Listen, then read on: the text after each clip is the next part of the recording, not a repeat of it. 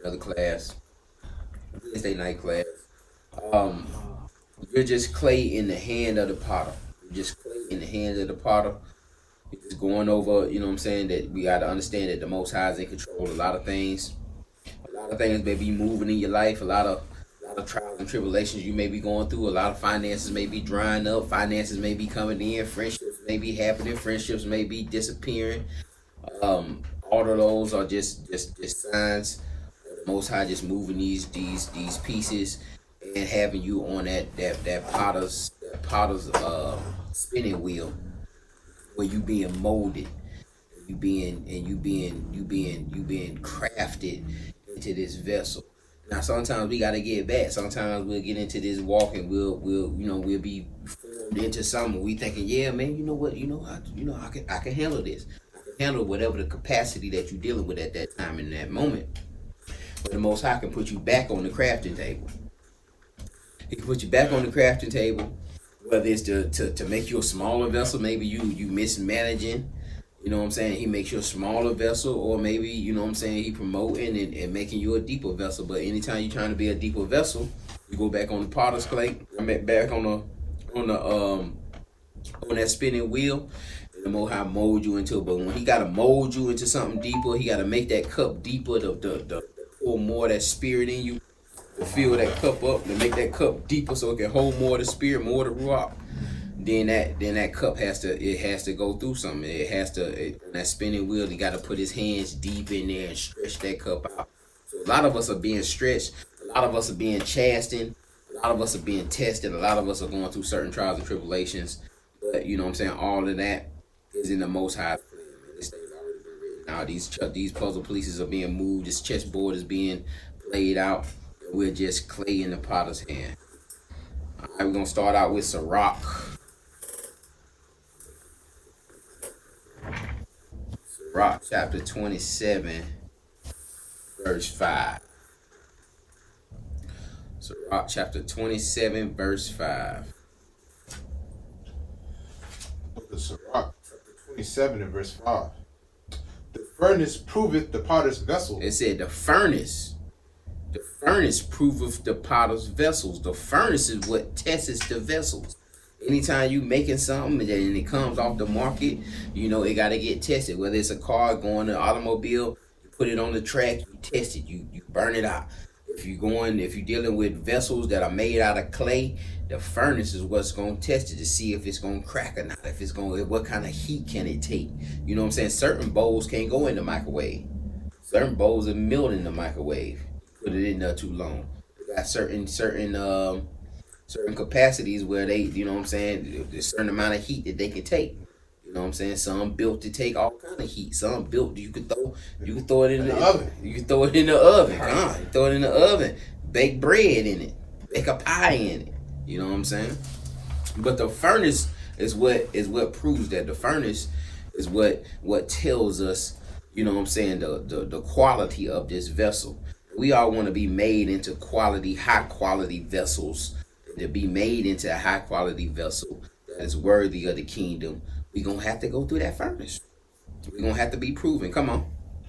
So the trial of men is in his reasoning. So the trial of man is in his reasoning. So certain things that we go through, man, certain things that the Most High has put in front of us, man, is why we have the reasoning that we have, why we do the things that we do. I know a lot of times through the experiences I done had in life, I just start with plan C. I don't even deal with A and B. I always go plan C. I always had that in my mind that's what's gonna be what work. Now A and B is there. You work your way up. A and B, I always have A and B there, but my mindset is already on those are probably gonna fail. You know what I'm saying? So if they do work, then I'm like, okay, bet. That's, you know what I'm saying? But so, I ain't really going, and all frustrated. You know what I'm saying? That's why you don't see me frustrated too much. Like, things go wrong, but I already be on things going totally out of whack. You know what I'm saying? I'm already prepared for things to go totally out of whack, but that's because of the furnaces that I've been put in. Correct. You know what I'm saying? So you'll think, if Finney, man, you don't go through nothing, man. You know what I'm saying? You straight, but it's come up.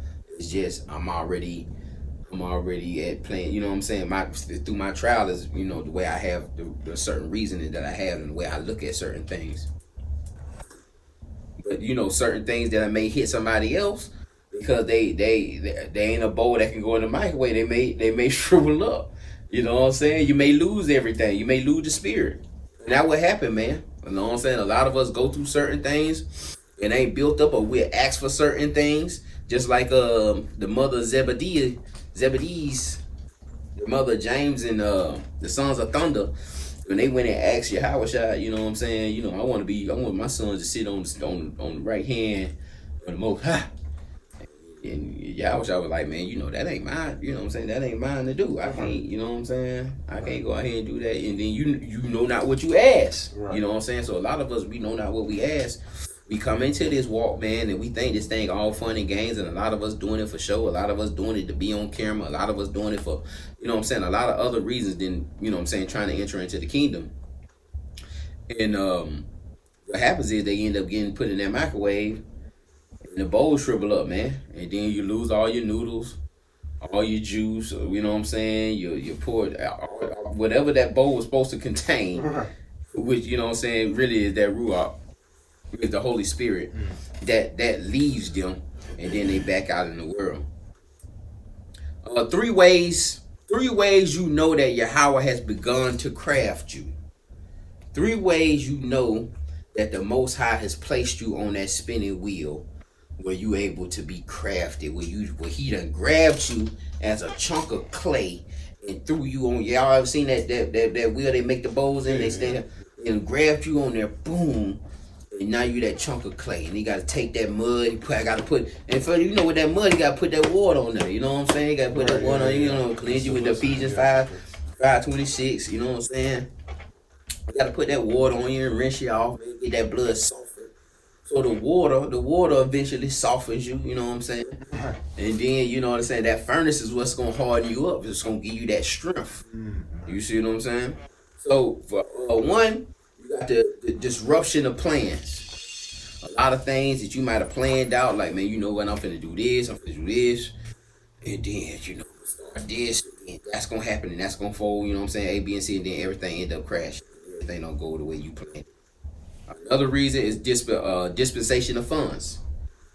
Dispensation of resources. It don't really have to be money. It can be food. It can be an apartment. It can be something, you know what I'm saying, you might have set up with somebody and you thought this living arrangement was going to work out with this particular person, and then the Most High, you know what I'm saying, it end up just collapsing. The whole little idea just end up collapsing.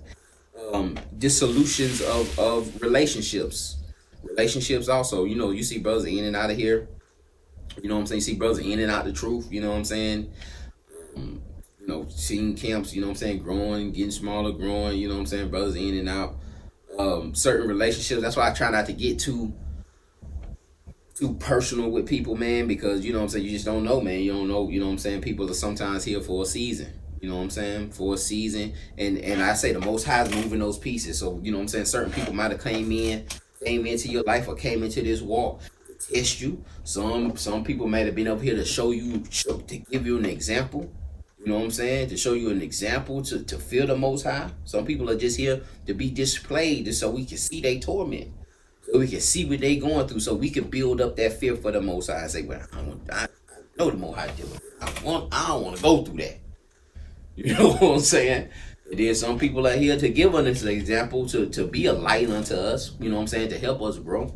So, you know, people are here for different reasons, in different seasons, you know what I'm saying? But some of those relationships will be dissolved, and one of the signs that you being on that crafting table is that, you know what I'm saying, certain people starting to leave, or certain people starting to be moved around, or certain people starting to come in, and whatnot.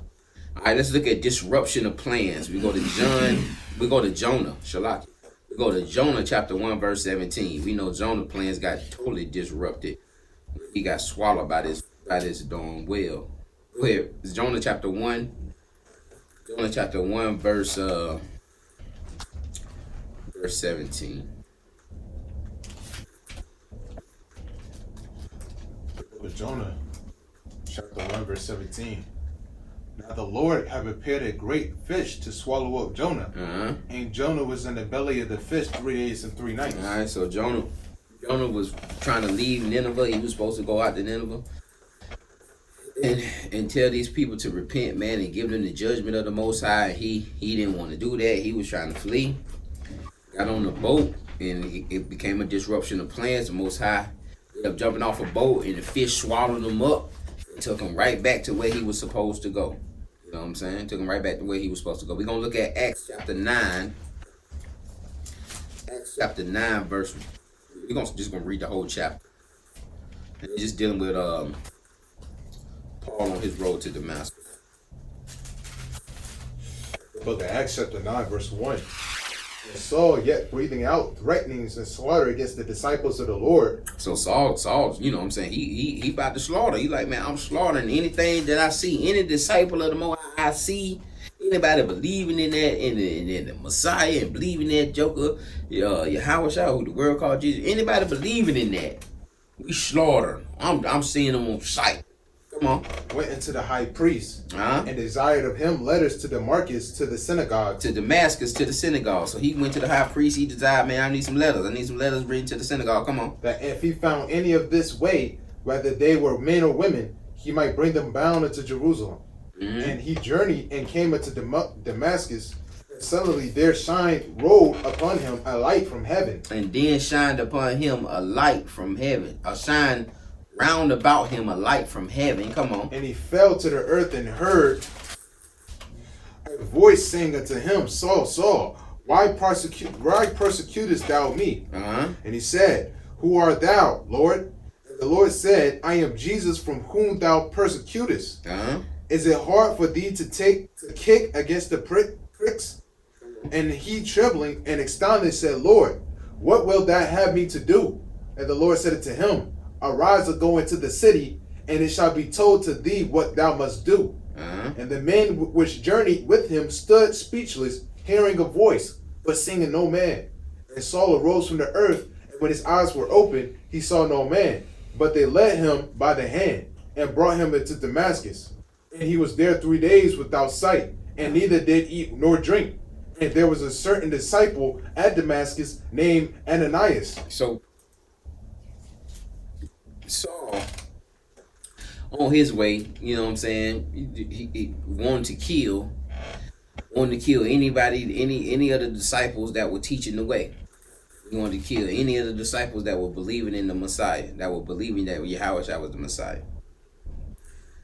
And the light, he gets the disruption of plans. He gets the disruption of plans when the light comes and blinds him, and now he's totally on another path.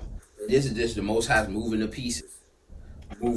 He needed to go through what he needed to do, what he had to go through. Before that, he was out here slaughtering the people. All that had to happen for Saul to be the Paul that he was supposed to be. For him to turn into that Paul that the Most High wanted to use. All right, keep going. And to him said the Lord in a vision, Ananias. And he said, Behold, I am here, Lord. And the Lord said to him, Arise and go into the streets which is called Straight, and acquire in the house of Judas for one called Saul, of Tyrus. Come on. Tyrus. For behold, he prayeth, and have seen a vision, a man named Ananias coming in and putting his hand on him, that he might receive his spirit. So you already see how the Most High moving the chess pieces. He telling Ananias go down to Straight Street, and you gonna see somebody named and look for Saul of Tarsus, because he's gonna see a vision of you coming in. That's gonna help him receive his sight. Right. So he already telling you that I got these pieces in line. This is how I'm gonna play it. He already know you coming. Go ahead and see him. Go ahead. Then Ananias answered, Lord, I have heard by many of this man, which much evil he have done to the saints at Jerusalem. And he have authority from the chief priest to bind all that call on thy name. So he have authority of the chief priest. That's why he was telling the high priest, man, I need a letter for Damascus. I need that letter. Why I need that letter so I can go on my slaughtering spree. You know what I'm saying? I'm headed to go slaughter. I need that letter. And so Ananias like, man, I know about this cat, man. This cat slaughtering us, man. He got permission by the chief priest to slaughter us. Go ahead. But the Lord said it to him, Go thy way, for he is a chosen vessel unto me. He's a what? He is a chosen vessel unto me. He is a chosen vessel. I done molded him. I'm putting him on the crafting table. He's a chosen vessel unto me. Don't worry about what he did in his past. Don't worry about what he had to go through. I have the clay. I'm washing it with this word. And now it's a chosen vessel. It's a chosen vessel unto me. Come on. To bear my name before the Gentiles. To bear my name before the Gentiles. And kings. And the children of Israel. And the children of Israel. Come on. For I will show him how great things he must suffer for my name's sake. And I'm going to show him what great things he must suffer as a chosen vessel. I'm going to show him the great things he going to have to suffer. And Paul suffered tremendously. Paul suffered tremendously as that vessel. And that's what strengthened him where he could get in that furnace, man. Shipwreck after shipwreck. Vipers being stripped. Being hit with stripes. Getting stoned to death. Getting stoned? Come on, man. Nobody really, ain't many went through it like Paul went through it. But that's how he became that chosen vessel. Give me John chapter 21, verse 3. John chapter 21, verse 3. And so, and these are things we have to go through, man. We be complaining. And, oh, man, we going through it. But these are the things you have to go through if you're going to be a chosen vessel. If you're going to be a vessel that's used for the Most High. We say that a lot of times in our prayers. I know I use it a lot when I'm praying. Use me as this vessel. To rightly divide your word and use me as this, to carry on so I can be this spirit to give me more capacity. And you don't know what you be asking for. You asking for that furnace. You asking to be hardened so you can endure. Because a hardened vessel is going to be one that can endure to the end. That plastic, that soft plastic, that styrofoam, it ain't going to endure to the end. It's going to get holes in it. Right. It's going to get holes in it. It's going to tear up. People going to discard it. Go ahead. The book of John, chapter 21, verse 3. Simon Peter said it to them, I go with fishing. They said to him, we also go with thee. They went forth and entered into a ship immediately, and that they made, and that net they caught nothing. And that night they caught nothing. But when the morning was now... That's all I wanted. So Simon Peter, after they thought Yahushua was gone, they went, they was like, man, what we gonna do out here, man? What we gonna do? The king gone, I don't know, Peter's like, I'm finna do what I know. And, I know fishing. I'm going back to what I know. So he went out there, tried to cast the net, and didn't catch that. Now we know later, Yahushua came and told him to cast the net on the other side. And he caught so many fish that they could barely get the net in. But all I want to do is just show the disruption of plans. He thought that was what they were going to end up doing.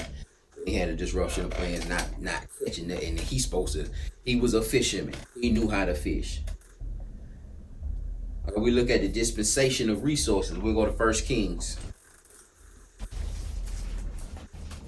We'll go to 1 Kings chapter 17.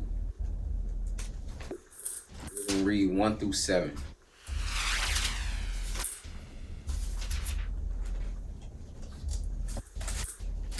Book of 1 Kings chapter 17, chapter 1, verse 1. And Elijah the Tishbite, who was the inhabitant of Galilee, said it to Ahab, as the Lord God of Israel liveth, before whom I stand, there shall not be dew nor rain these days, but according to my word. So Elijah is telling him, hey man, it's not gonna be. He telling Ahab, it ain't gonna be no rain, man. We're finna go into a famine. Ain't no rain finna have for these years. Come on. And the word of the Lord came unto him, saying, Get thee hence and turn thee eastward, and hide thyself by the brook Cherith, that is before Jordan. And he said, so the Most High came to him. Once he gave him that prophecy, to go tell Ahab, the Most High told him to go to this brook. Come on. Verse 4. And it shall be that thou shalt drink of the brook and I have commanded the ravens to feed thee there. He said, so I commanded you to drink from the brook. You gonna drink the water from that brook, and then ravens gonna feed you. Come on. So he went and did according to the word of the Lord, for he went and dwelt by the brook Cherith, that is before Jordan. Mm-hmm. And the ravens brought him bread and flesh in the morning, mm-hmm. and bread and flesh in the evening. They brought him bread and flesh in the morning, and bread and fish in the evening. Flesh. Come on. And flesh in the evening. Come on. And he drank of the brook, and it came to pass after a while that the brook dried up, because there had been no rain in the land. So eventually the brook dried up. A lot of our resources, a lot of us are sitting at brooks. They starting to dry up. A lot of us got jobs and getting our days cut. You know what I'm saying? A lot of us got jobs and they putting more work on us. Like those brooks are drying up. You know what I'm saying? You got the capacity. We may have to move to another brook. You know what I'm saying? And in this situation, Elijah was told to go to a widow, go to a wife, not to a wife, but a widow woman. Widow woman. And then another, with the child, and then another. She only had the bread and the little feed, right. So he went there, and now just to another stage. You know what I'm saying? And the Most High could have fed him right here. He could have kept that brook from drying, just like he kept the oil in the meal and the grain from the widow's house from running out. Right. He could have kept that water from drying up, but he had to go through these things. He had to go through these steps so he can be hardened, so his faith can be strengthened. You know what I'm saying? Sometimes he gotta move us to different locations. He gotta move us to different brooks, so our strength, so we can be strengthened, so we can be hardened. Not that he couldn't do it in that one walk, not that, you know what I'm saying, that particular situation or that business opportunity couldn't, you know what I'm saying, get us where we need to go. But sometimes you just gotta continue growing.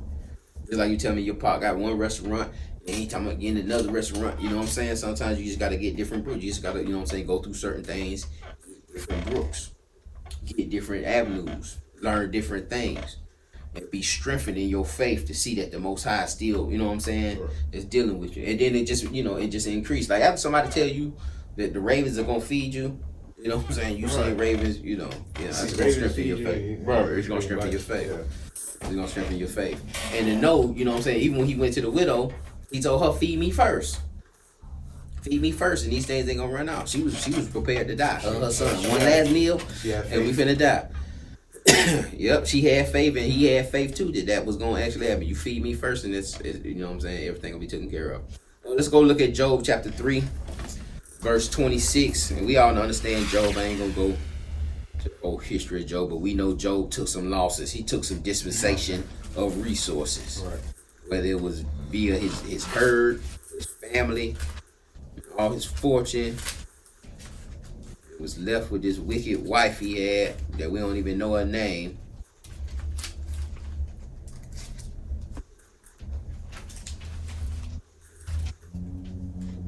Book of Job, chapter 3 and verse 26.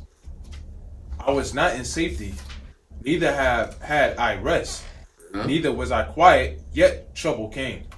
He said, I was not in safety, neither had I rest, neither was I quiet, yet trouble came, man. Yet trouble came. And sometimes, like I say, trouble gonna come. Trouble is gonna come, man. It just depends on how, what kind of furniture, what kind of vessel you are, what you done been through, how you gonna be able to deal with it. Sometimes, you know what I'm saying, sometimes people get so strong they don't even, things that'll break other vessels, it don't even faze them. You know what I'm saying? Dissolution of relationships. I say certain people gonna be in and out. We're gonna go to 1 Samuel chapter 29. I may jump around a little bit with this. 1 Samuel chapter 29. We get a background story on what's going on here.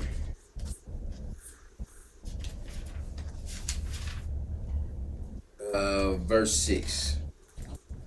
Look at 1 Samuel chapter 29 and verse 6. Then Achish called David and said to him, surely as the Lord liveth, thou hast been upright, And thou going out and thy coming in with me, and the host is good in my sight.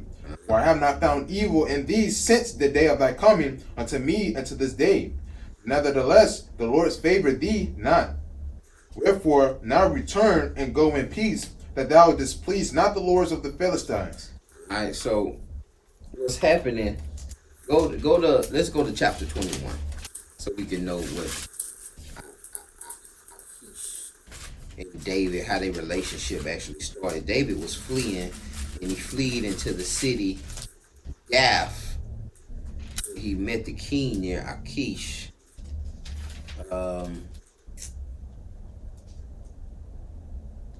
You have started at verse 10. The book of 1 Samuel chapter 21 verse 10. And David arose and fled that day for fear of Saul, and went to Achish, the king of Gath. The servants of Achish said unto him, Is not this David the king of the land? Did they not sing one to another of him in dances, saying, Saul hath slain his thousands, and David his 10,000s? David laid up these words in his heart, and was sore afraid of Achish the king of Gath. He changed his behavior before them, and feared himself in his hands. He feigned himself. He feigned himself mad in their hands, and scrambled on the doors of the gate, and let the spittle fall down unto his beard. So he feigned himself and let the spittle come down on his beard, and Right, he scrappled on the doors. You know what I'm saying? Now he's literally acting crazy, man. Keep going. Then said Achish unto the servants, Lo, you see the man is mad. Wherefore then have ye brought him to me? I have need of madmen, that ye have brought this fellow to play the madman in my presence. Shall this fellow come to my house? So Achish seen him. Then we go jump over to verse 27. When he first seen him, this when David was fleeing Saul, man, when they ate the show for bread, man, and the priest gave him the sword. Right before that, right after that mad thing, they went into the sword of Goliath. The sword of Goliath, right. The priest had helped him out. And then talking Saul about, ended up slaughtering. You know, we was talking about it last Sabbath. We yeah. talking about it last Sabbath. We went to the cave of Adullam, and you know what I'm saying, and received those 400 soldiers there. And we'll go to verse 27 because he got about 500 soldiers right there. Verse chapter 27. Yeah, start at verse 1. Verse 1. And David said in his heart, I shall not perish one day by the hand of Saul. There is nothing better for me than I shall speedily escape into the land of the Philistines. And Saul shall despair of me, to seek me any more in my coast, any coast of Israel, so shall I escape out of his hands. Then David arose, and he passed over with the 600 men that were with him unto Achish, the son of Maach, king of Gath. King of Gath. So now they meeting again. The word chapter 21. The first time you see David was acting like he was crazy, you know, because he ain't want to deal with that conflict. He didn't want to be taken in. He understood that he seen him. So then like, he's like, man, I don't need no madman. Like I ain't, you know what I'm saying? So he just, you know, he pretended to be mad. This time he's seeing him. David got 600 soldiers with him. All right, go ahead. And David arose and he passed over with 600 men that were with them with Shalakiah. Verse 3. And David dwelt with Agash at Gath, he and his men, every man with his household, even David with his 2 wives. Anahanam with Jezreelis and Abigail, Jezreelites, and Abigail, the Carmelites. The Carmelites, Nabal's wife. Come on. And it was told Saul that David was fled to Gath, and he sought no more again for him. And David said unto Achish, If I have not found grace in thine eyes, let him give me a place in some town in this country, that I may dwell there. For why should thy servant dwell in the royal city with thee? Then Achish gave Zalak that day, and gave him Ziklag that day. Wherefore Ziklag pertained unto the kings of Judah until this day. Until this day. All right, so so pretty much, David is pretending to have alliance with Achish in the city of Gath, and Achish already knows, you know what I'm saying, the the stature of David. He already knows David's history and how he slayed, how he just. Right. So he like, you know, we need somebody like this on our team. Long story short, the Philistines get up with Gath and they want to go take out Israelites. They want to go take out Israel. And when they go to take out Israel, David with them. The Philistines don't trust. The Philistines and Achish, they like, yeah, we tight, but I don't trust David. So when we get to verse, when we go back to the verse we had posted, 1 Samuel 29, 6 and 7, right. He said, wherefore now return and go in peace, that thou displease not the lords of the Philistines. So the Philistines didn't trust him. So he went back to Ziklag, and then when he went back to Ziklag, you seen the dissolution of the relationship. Right. I can't deal with, Achish no more. So we got Ziklag, and then when they go back to Ziklag, they end up that the Amalekites sat there and ravaged and took all their wives and everything. Philistines, right? Ziklag was given to David. Or to David, okay. Right. And Judah, what the scripture was saying, Judah was, even to this day, the kings of Judah still own Ziklag. Oh, okay. And Ziklag is what? What is that? Like a... That was a nation. That was a town. That was some land that was given to him. Right, yeah, okay. That was like a city that was given to him. Right. Because that's what he's saying. He's saying, David, verse 5, 1 Samuel chapter 27, verse 5, and David said unto Achish, if I have now found grace in thine eyes, let them give me a place in some town in the country. Right, that I may dwell there. Right. So, you know what I'm saying? I don't want to dwell and burden y'all. I don't want to be a burden on y'all. I'm just a servant to you. I'm going to dwell with you forever. That's what they were telling me. I'm going to be your damn servant forever. I was looking at why should our servant dwell in the room? I'm thinking like a servant. Yeah, no. Ziklag is like the city. Okay. If you look at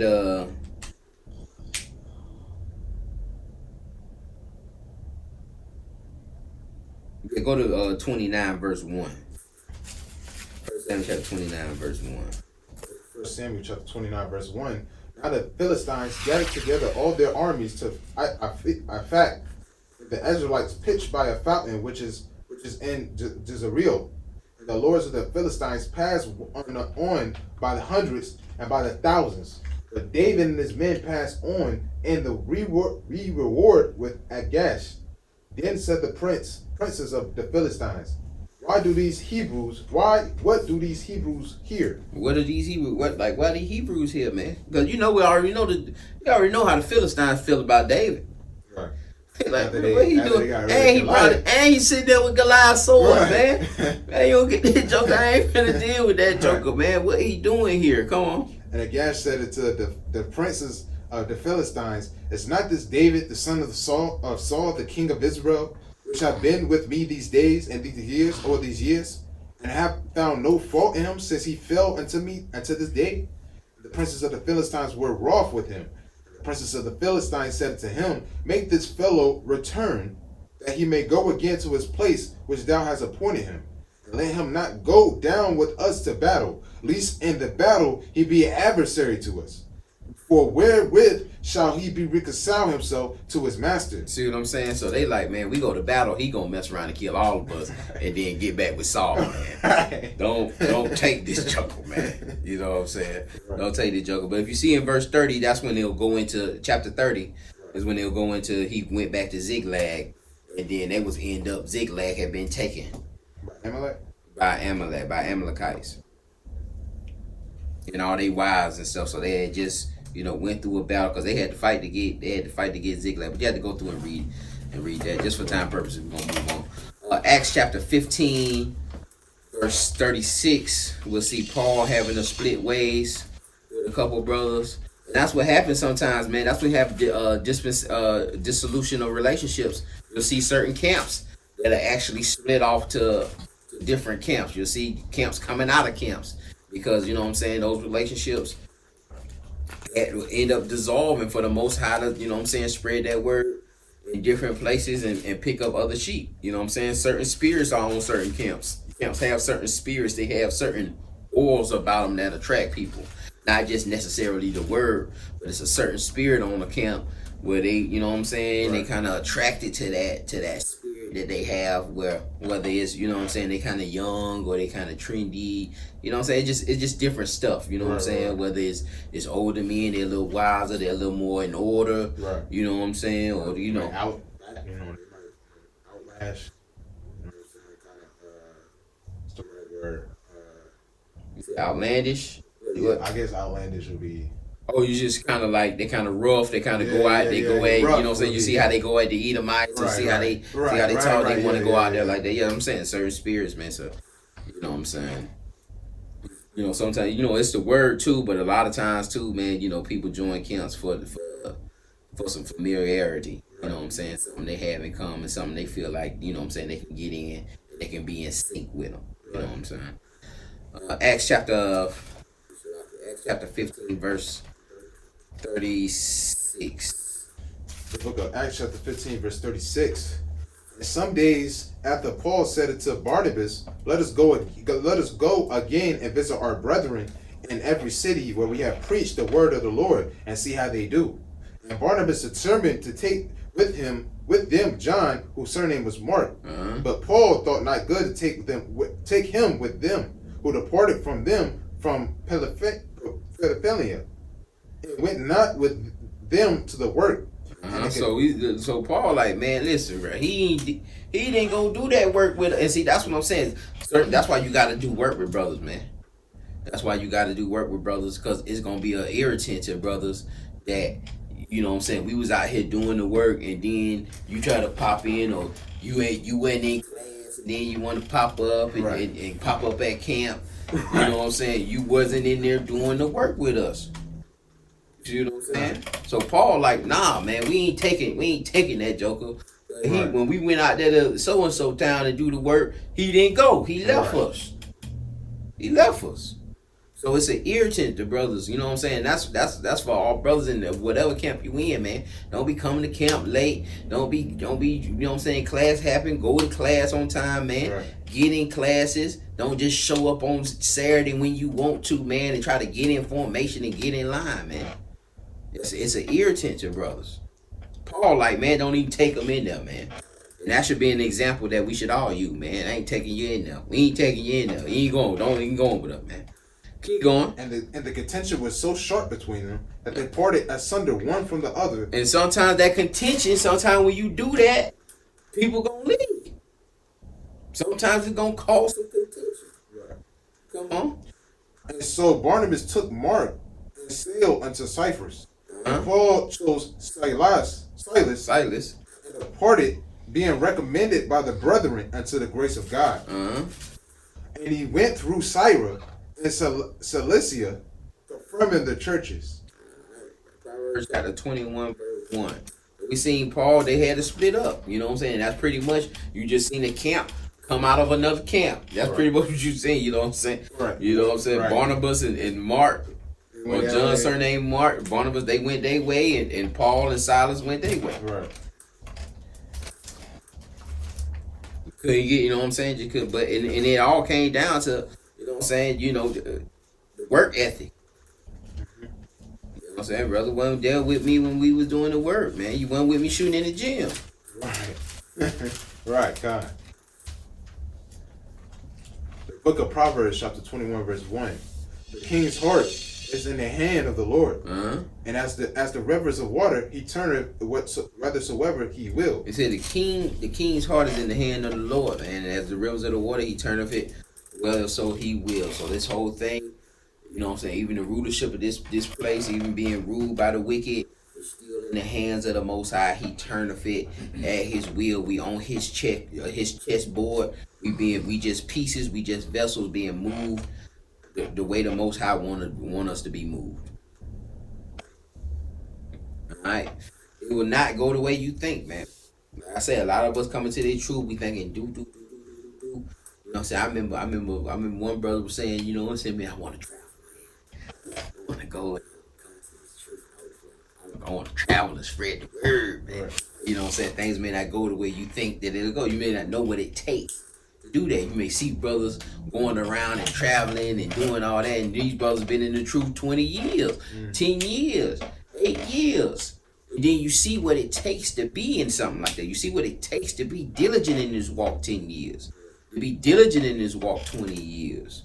You know what I'm saying? And I say diligent, I mean doing this work, man. Right. You know what I'm saying? Doing this work, man. Putting your heart, man. Putting your heart in it. Putting your mind in it, man. Dedicated. You know what I'm saying? A lot of us, we you know, I ain't gonna... Let's just go to Isaiah chapter 55. Isaiah chapter 55, verse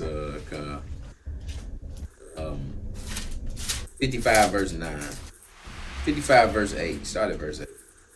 The book of Isaiah chapter 55, verse 8. For my thoughts are not your thoughts. His thoughts are not your thoughts, man. Come on. Neither are your ways my ways. Neither are his ways your ways. His ways are going to be orthodox. It's going to be an orthodox stance. It's going to be something different. It ain't going to be the way you think it. He got a different understanding. He got a different mind. He can see the whole board. He can see the whole board for a millennia. So his thinking ain't gonna be your thinking. His mind ain't gonna be your mind. You're like, man, I may not want to. And see, that's why a lot of us get in trouble, because we be trying to overthink the situation. We don't want to deal with what's in front of us, what the Most High done placed in front of us, and we try to fight his movement, man. And the more we fight it, the worse we make it for ourselves, man.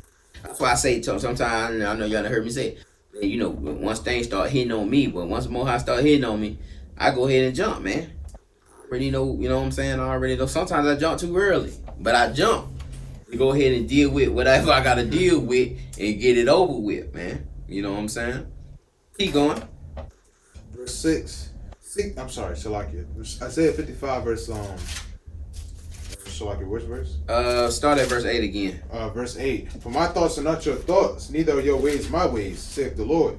For as the heavens are higher than the earth, so are my ways higher than your ways. It says, for as the heavens are higher than the earth, my ways are higher than your ways. Come on. And my thoughts than your thoughts. And my thoughts are higher than your thoughts. Let's go to Psalms chapter 32, verse 8.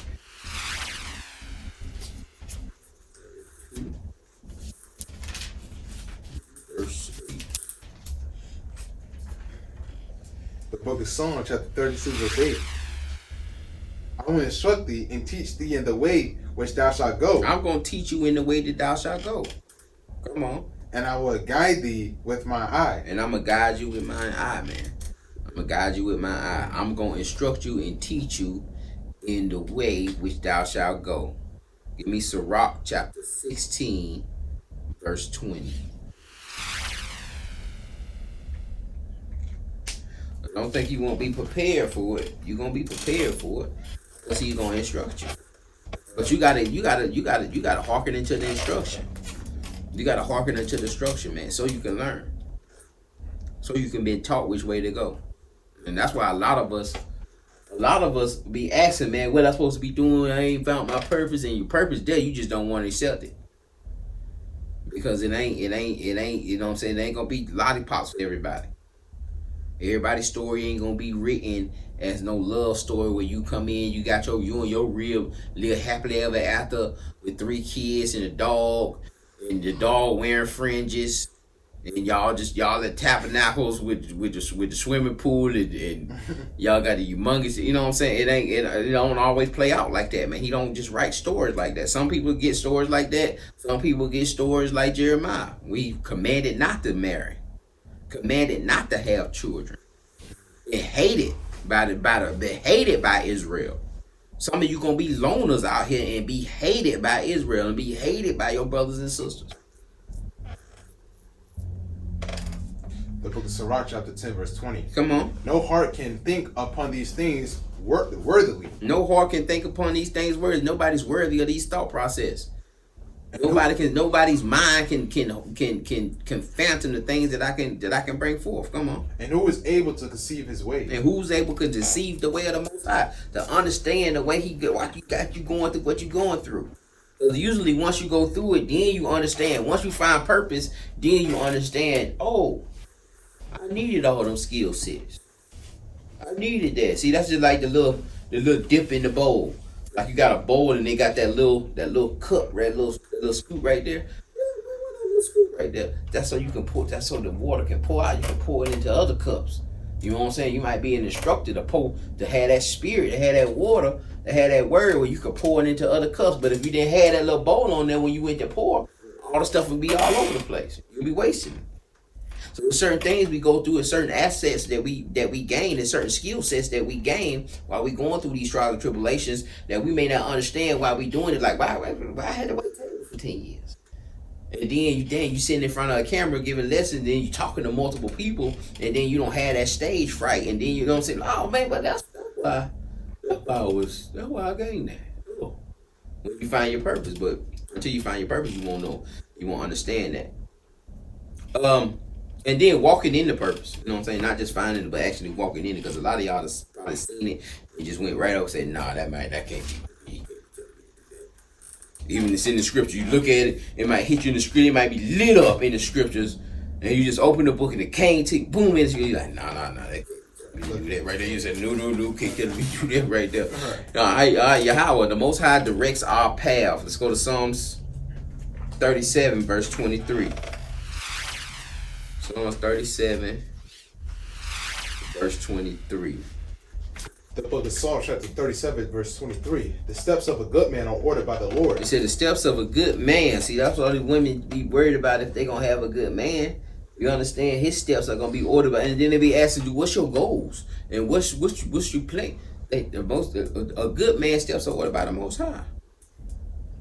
This ship, man, this ship gonna be rocky, man. This thing may go up and down. I can't tell you where to go. I just know it's gonna be led by the Most High. That's all you need to know. I don't know where it's going, but it's led by the Most High. Come on. And he delighteth in his way. And he delighteth in his way. Come on.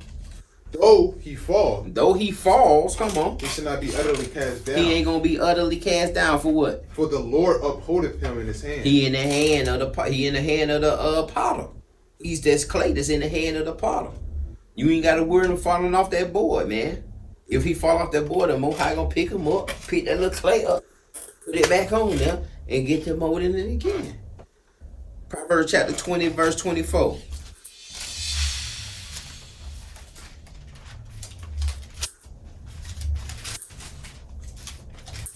The book of Proverbs, chapter 20, and verse 24. Man's goings are of the Lord. Said man's goings are of the Most High. Come on. How can a man then understand his own way? How can a man understand his own way, man? How can a man understand his own way? You sit at there, relationship after relationship. Why does this keep happening, man? Disappointment after disappointment. Why does this keep happening? Why does this keep falling on me? Situation after situation. You know what I'm saying? Things just tumbling on you, up and down, rocky. Things ain't stable. You looking at your buddy next to you, he doing the exact same thing. Everything going smooth for him, or it look that way. But man's goings are the Most High. How can he understand his own way? Jeremiah chapter 10, verse 23.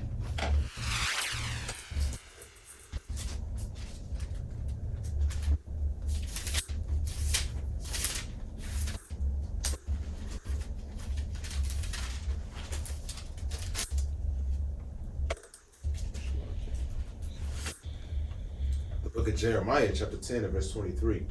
O Lord, I know the way of man is not in himself, and it's not in man that walketh to direct his steps. It's not in man. It's not. I know that the way of man is not in himself. It is not in man that walketh to direct his steps, man. All steps, a good man's steps are ordered by the Most High. He's that lamp. He's gonna light that path for you. Jeremiah chapter 29, verse 11. Jeremiah chapter 29, verse 11. The book of Jeremiah, chapter 29, and verse 11. For I know the thoughts that I think towards you, saith the Lord, thoughts of peace and not of evil, to give you an expected end. To give you an expected end. So he knows how that vessel, he wants that vessel. He wants that vessel because he knows what he gonna use that vessel for. You don't know what you're being used for. You think you may know, but you don't know.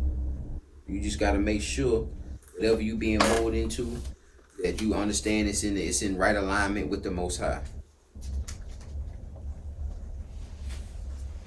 I go to Psalms chapter 119, verse 133.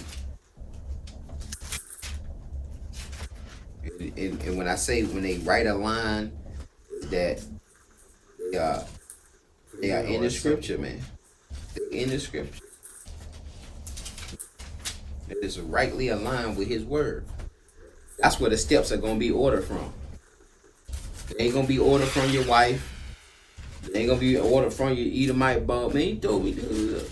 They're going to be ordered from the word. The book of Psalm chapter 119 verse 33. 133.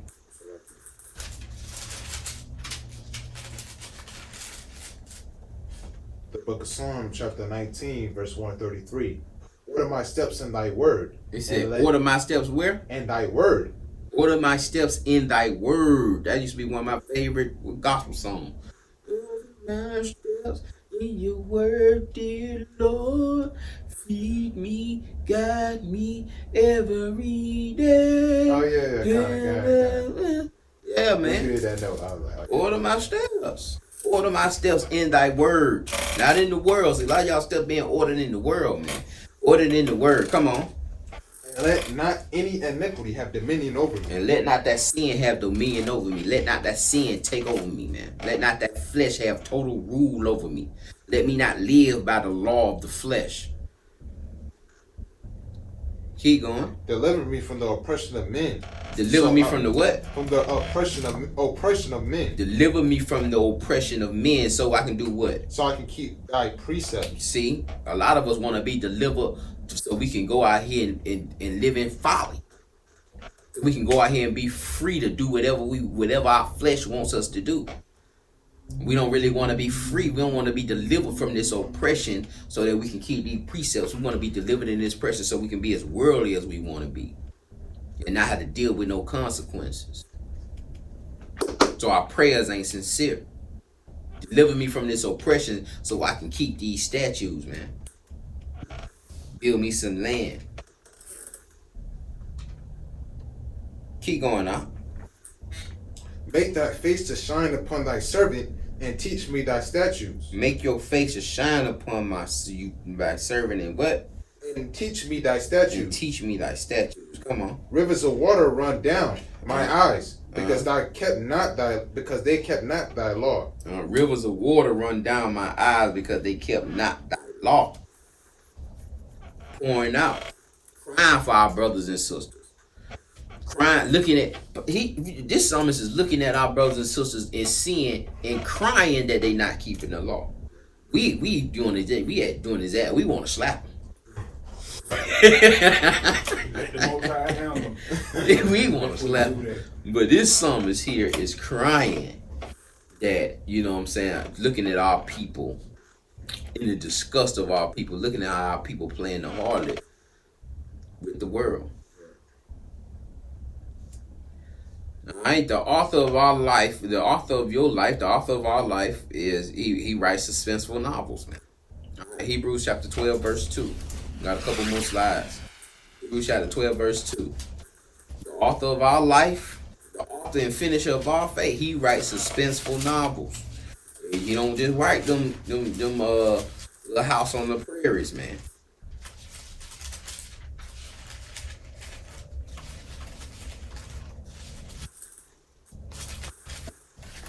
Hebrews 12:2. The book of Hebrews, chapter 12, verse 2. Looking into Jesus, the author and finisher of our faith. Looking for your house, the author and finisher of our faith. Come on.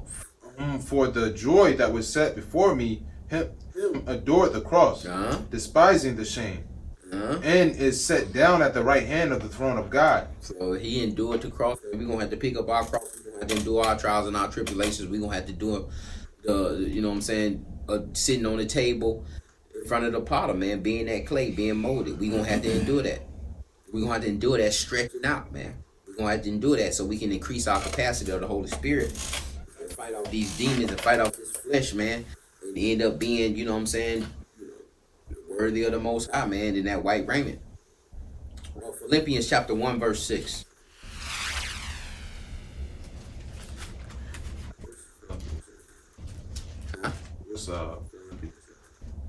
Philippians should be right around in Hebrews, a couple right before Thessalonians.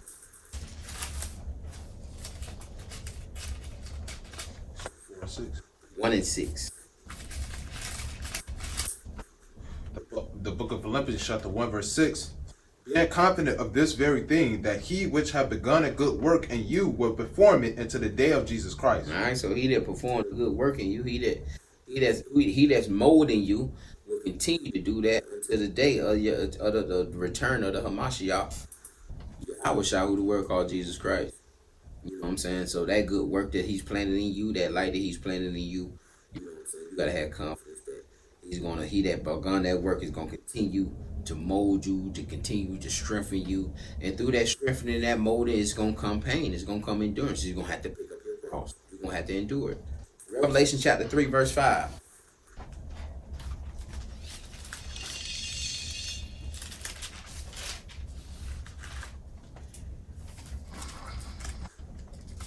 Revelation chapter 3, verse 5. He that overcometh, the same shall be clothed in white raiment. It said, he that overcometh. That's what you're going to have to go through something. He that overcometh is he who shall be what? The same shall be clothed in white raiment. They're going to be clothed in white garments. Come on. And I would not blot out his name out of the book of life. And his story is not going to be blotted out the book of life. That's what I'm saying. This author in the finish of our faith, he writes suspenseful stories. Story that's going to be worthy of the book of life. Ups and downs that are going to be worthy of the book of life. You reading the book of life. Look at the stories that are in the book of life. Look at what these brothers and sisters are going through. But I will confess his name before my Father and before his angels. And he's going to confess his name before the Father and before his angels. Go ahead to Isaiah chapter 45. Isaiah chapter 45, because we just clay. We're just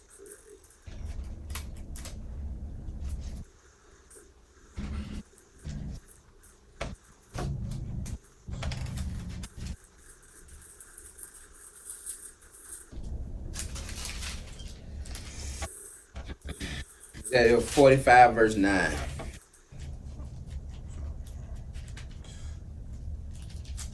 The book of Isaiah chapter 45 verse 9. Woe unto him that striveth with his maker. It says, woe to him that striveth, destruction to him that striveth with his maker. Come on. Let the portioner, The potsherd. strive. Potsherd is like a broken like a pot breaks and it breaks into little pieces. That's what a potsherd is, like a little piece of a pot. You put, you know what I'm saying, you can put the pieces back together, I guess. Try to glue it back together, but a potsherd is a piece that fell off to the pot. With the potsherds of the earth shall the clay say unto him that fashioneth it, why makest thou? It says, shall the clay say unto him that fashioned it, what makest thou? Come on. Or thy work? He have no hands. He have no hands. So the potsherd, those who, you know what I'm saying, we are potsherds. We are those clay potsherds. We trying to, and you shouldn't be striving with the master talking about what you making me. You can't be talking back and forth, going back and forth with the maker. Make whatever you want to make. You do however you want to do. Come on. Woe unto him that saith unto his father, why begettest me thou? Or to the woman, why hast thou brought forth? This said the Lord, the Holy One of Israel, and his Maker. Ask me of the things to come concerning my sons, and concerning the works of my hands command ye me. I have made the earth and created man upon it, even my hands have stretched out of the heavens, and all their hosts have I commanded. I have raised him up in righteousness, and I would direct all his ways. And I raised him up in righteousness. I would direct all his ways. How can anybody say to they father or their mother, what have you brought forth? I've raised him up in righteousness, and I will direct all his ways. He shall what? He shall build my city, and he shall let go my captives. And not for the price, nor reward, said the Lord of hosts. Says the Lord of hosts. So we just potsherds being molded by the Most High. We can't be striving with our maker. We can't say, nah, that ain't my purpose. If he made us a cup, we can't say, no, I ain't letting nobody drink up. But you know what I'm saying? I ain't being used for that. Man, you still like I want to be a plate. Right, I'm a plate. You a cup, and then you trying to be a plate. That we got it. We got a lot of that. Right. We got a lot of cups trying to be plates. We got a lot of cups trying to be forks. Right. I was just about to think that. You know what I'm saying? It's just the wrong tools, and it's not being effective. It's not being effective. It's not bringing forth fruit. Isaiah chapter 64 verse 8.